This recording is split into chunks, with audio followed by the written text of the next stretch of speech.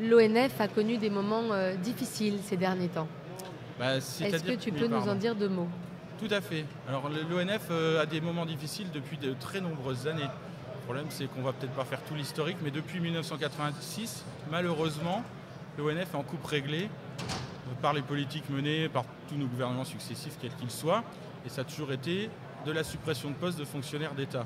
Alors qu'on gère 25% de la forêt française, nous on pense que déjà on devrait se battre pour récupérer naturellement ces effectifs-là, parce qu'il y a énormément de chômage et il y a énormément de demandes des citoyens par rapport à leur forêt publique.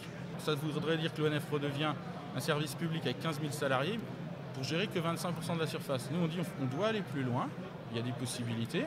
On pense qu'on pourrait même avoir monté à 60 000 fonctionnaires, ce qui nous permettrait de gérer l'ensemble de la forêt française. De la même façon, la forêt, c'est un milieu naturel, elle appartient à l'ensemble des citoyens, elle doit donc être propriété collective de l'ensemble des citoyens français.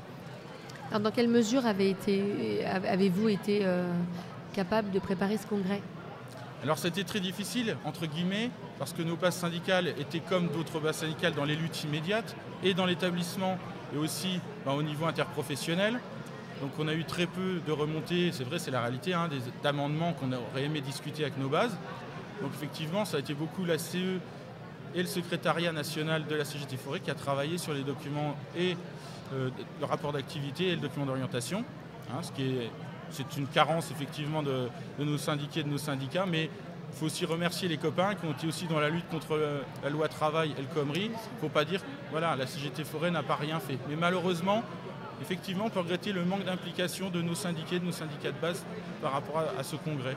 Mais je pense que le contexte l'explique aussi. Voilà, moi je pense qu'on est aussi dans la lutte, dans l'urgence.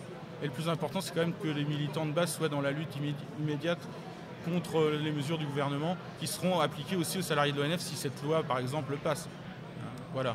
Et alors du coup, c'est quoi le plus important dans ce congrès pour toi? Je pense que le plus important dans ce congrès, c'est le rapport d'orientation. Il faut qu'il aille dans le bon sens. Donc on va se battre avec d'autres syndicats pour qu'il aille dans le bon sens. Après, il sera voté démocratiquement. Alors c'est quoi le bon sens?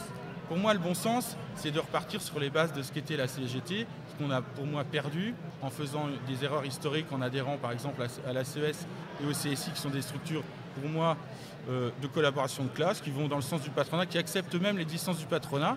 Pour moi, on n'a pas à tolérer l'existence du patronat puisque c'est notre ennemi de classe.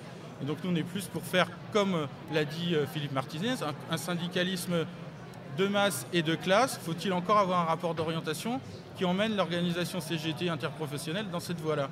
Et pour nous, ce rapport, il n'est pas au bon niveau pour le moment. Mais on ne désespère pas de l'emmener dans cette voie-là, puisqu'on en a besoin pour combattre nos ennemis du MEDEF et du gouvernement à son service, pour revenir à ces choses-là, pour aller vers une société égalitaire où la CGT a toute sa place. Il faut se rappeler des combats précédents. Quand il y a eu le Conseil national de la résistance, la CGT avait pris toute sa part là-dedans pour dire qu'il faut reprendre en compte les intérêts des salariés, des privés d'emploi, des retraités.